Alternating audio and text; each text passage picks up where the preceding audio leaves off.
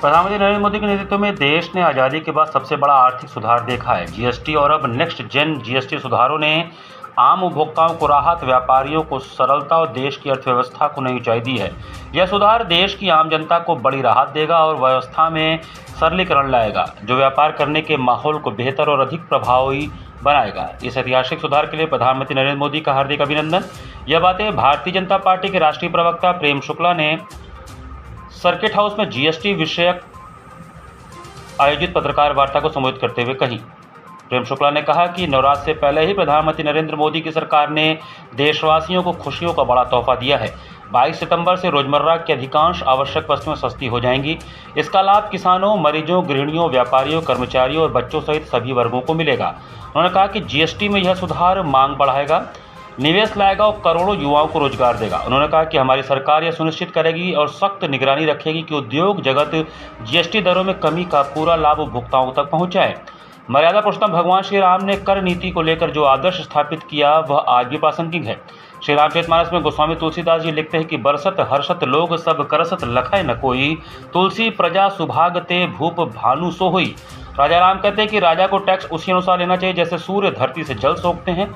जहाँ जल अधिक हो वहाँ से सूर्य अधिक जल लेता है और जहाँ कम हो वहाँ से कम, फिर वही जल मेघ बनकर धरती पर बराबर लौटता है। यह आदर्श व्यवस्था बताती है कि टैक्स कभी अन्याय या शोषण का साधन नहीं बल्कि प्रजा की भलाई का मार्ग होना चाहिए। लेकिन दुर्भाग्य से विपक्षी दलों के शासनकाल में टैक्स प्रणाली इस आदर्श से बहुत दूर चली गई थी। जीएसटी में हुए इस रिफॉर्म से भारत की शानदार अर्थव्यवस्था में पंचरत्न जुड़े हैं। पहला, टैक्स सिस्टम कहीं अधिक सिंपल हुआ। दूसरा, भारत के नागरिकों की क्वालिटी ऑफ लाइफ और बढ़ेगी। तीसरा, कंजम्पशन और ग्रोथ दोनों को नया बूस्टर मिलेगा। चौथा, ईज ऑफ डूइंग बिजनेस से निवेश और नौकरी को बल मिलेगा। और पांचवा, विकसित भारत के लिए कोऑपरेटिव फेडरलिज्म यानी राज्यों और केंद्र की साझेदारी और मजबूत होगी। राष्ट्रीय प्रवक्ता प्रेम शुक्ला ने आगे कहा कि कांग्रेस सरकार ने ऐसे आपका मंथली बजट बढ़ाया हुआ था, यह कोई भूल नहीं सकता। कांग्रेस सरकार में एक तरफ विभिन्न प्रकार के टैक्स सिरदर्द थे, वहीं दूसरी तरफ रोजमर्रा की महंगाई घर का बजट बिगाड़ देती थी। टूथपेस्ट, साबुन, हेयर ऑयल, इन पर 27% टैक्स आप देते थे। खाने की प्लेट, कप प्लेट, चम्मच ऐसे सामान 18 से लेकर 28% तक टैक्स हुआ करता था। 17% बच्चों की टॉफ़ी पर, 21% साइकिल पर, 17% सिलाई मशीन पर, 16% होटल के कमरे की बुकिंग पर, 14% टैक्स हुआ करता था। अब ऐसे हर सामान और सर्विस पर सिर्फ और सिर्फ 5% टैक्स लगेगा।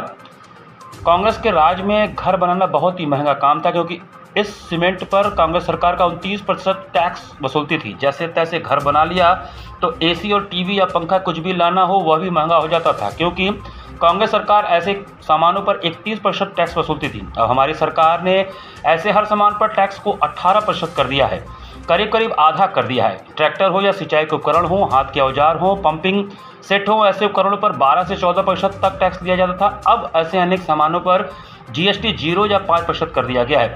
नौजवानों को एक और फायदा फिटनेस के सेक्टर में भी होने वाला है। जिम, सैलून और योग जैसे सर्विस पर टैक्स कम कर दिया गया है। निर्वाचन आयोग ने एक ट्वीट के माध्यम से ये स्पष्ट किया है कि राहुल गांधी के आरोप पूरी तरह से निराधार हैं।